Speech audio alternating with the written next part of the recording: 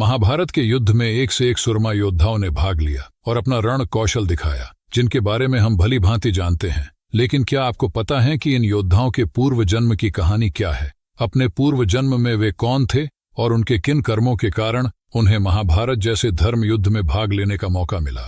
भले ही वे पांडव की साइड से लड़े हों या न लड़े हो, लेकिन उनके सौभाग्य ही थे कि वे महाभारत जैसे धर्म युद्ध में भाग ले पाए। दोस्तों, जैसा कि हम जानते ही हैं कि हिंदू लोग कर्मों में विश्वास रखते हैं। पौराणिक ग्रंथों के अनुसार हमारे कर्म ही हमारे आने वाले जीवन की योजना बनाते हैं, जिसके अनुसार हमारे आज का जीवन हमारे पिछले जन्म के कर्मों से जुड़ा रहता है। कहते हैं कि अच्छे कर्म करने से ही हमें अच्छा भविष्य और अच्छा जीवन मिल सकता है। कुछ लोग कर्मा को पुनर्जन्म से भी जोड़ते हैं। हमारे आज का नाता हमारे पिछले जन्म के कामों से जुड़ा हुआ होता है। इसी तरह के माध्यम से हम महाभारत के हर किरदार के साथ जो कुछ भी घटित हुआ वो उनके पिछले जन्म का फल ही था। उनके पिछले जन्म के कर्म की वजह से उन सभी को ये सब झेलना पड़ा। इस वीडियो में हम महाभारत के कुछ ऐसे ही किरदारों के बारे में जानने वाले हैं जो अपने पिछले जन्म के कर्मों के कारण महाभारत का हिस्सा बने। भीष्म। महाभारत के युद्ध में सबसे उम्रदराज और सबसे अनुभवी योद्धा पितामह भीष्म को आखिर कौन नहीं जानता। भीष्म पितामह यानी कि देवव्रत, जो कि महाराज शांतनु और देवी गंगा के पुत्र थे, जिन्होंने परशुराम से शिक्षा लेकर लगभग सभी वीर योद्धाओं को पराजित किया। आर्यावर्त का ऐसा कोई योद्धा नहीं जो भीष्म से मुकाबला कर सके। जिन्होंने महाभारत के युद्ध में कौरवों की तरफ से प्रधान सेनापति का कार्यभार संभाला था और पांडवों की सेना पर कहर बरसाया था। महाभारत के आदि पर्व की कथा के मुताबिक भीष्म पितामह का जन्म एक शाप के कारण हुआ था, जो उनको अपने पूर्व जन्म में मिला था। अपने पूर्व जन्म में भीष्म एक वसु थे जिनका नाम द्यौ था। इसी जन्म में पत्नी की एक जिद मानने के कारण उन्हें भयानक शाप मिला था, जिसका अंत महाभारत के युद्ध में हुआ। खीय शास्त्रों के अनुसार 8 वसु थे। भीष्म पितामह भी अपने पूर्व जन्म में उन 8 वसुओं में से एक थे। एक बार वे अपनी पत्नी प्रभासा के साथ गुरु वशिष्ठ के आश्रम में गए। वहां उनकी पत्नी की नजर एक सुंदर सी गाय पर पड़ी, जिसे पाने के लिए वो जिद करने लगी। द्यौ वसु ने उन्हें बहुत समझाया कि ये गाय हमारी नहीं है, किसी और की है, मगर द्यौ की पत्नी नहीं मानी और जिद करने लगी कि मुझे तो वो गाय चाहिए ही चाहिए। तब द्यौ वसु ने अपने सभी वसुओं के साथ मिलकर उस गाय को गुरु वशिष्ठ के आश्रम से चुरा लेते हैं। जब ऋषि वशिष्ठ अपने आश्रम में आते हैं और देखते हैं कि गाय आश्रम से गायब है, तब वे अपनी दिव्य दृष्टि से उस गाय को ढूंढने लगते हैं। वे देखते हैं कि सभी वसु मिलकर उनकी गाय को चुरा कर ले जा रहे हैं। क्रोध में वे उन सभी वसुओं को शाप दे देते हैं कि वे अगले जन्म में इंसान के रूप में जन्म लेंगे और अनंत काल तक जीवित रहेंगे। जब ये बात सभी वसुओं को पता चलती है तो वे ऋषि से अपने अपराध के लिए माफी मांगने लगते हैं। तब ऋषि वशिष्ठ 7 वसुओं को माफ कर देते हैं और कहते हैं कि उनके शाप की अवधि धरती पर जन्म लेते ही खत्म हो जाएगी। लेकिन द्यौ को वे माफ नहीं करते, क्योंकि उन्होंने ही गाय को चुराने का पाप किया था। इसीलिए उन्हें अनंत काल तक जीवित रहने का शाप दे देते हैं। धृतराष्ट्र कौरवों के पिता और हस्तिनपुर के कार्यवाहक राजा थे। वे अपने पूर्व जन्म में एक निरंकुश शासक थे जो बहुत ही ज्यादा अत्याचारी था।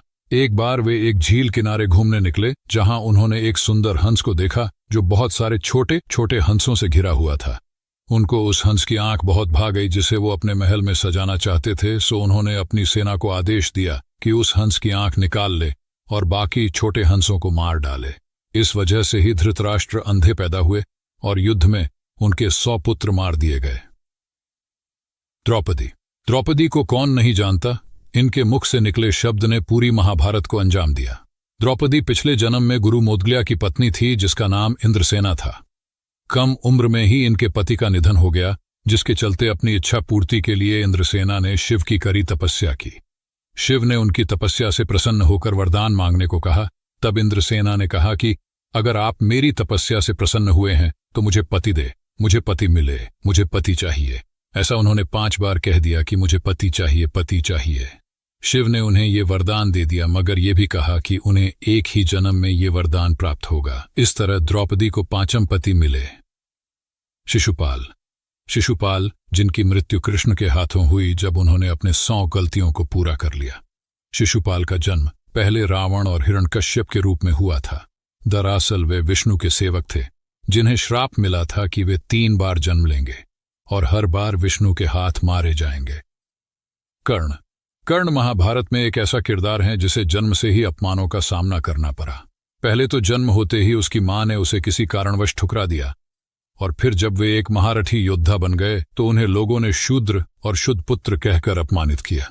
एक समर्थ योद्धा होने के बावजूद उन्हें कई बार अपमानों का सामना करना पड़ा। जब वे गुरु द्रोणाचार्य के पास शिक्षा लेने पहुंचे तो उन्हें ये कहकर निकाल दिया गया कि वहां पर सिर्फ कुरु राजकुमारों को शिक्षा दी जाती है, किसी शूद्र को नहीं। और जब वे किसी तरह परशुराम से शिक्षा लेने पहुंचे तो अंत में उन्हें परशुराम से शाप मिल गया। अंगराज कर्ण अपने पिछले जन्म में एक असुर राजा दंभोद्व था। उसने कठिन तपस्या कर सूर्य को खुश किया।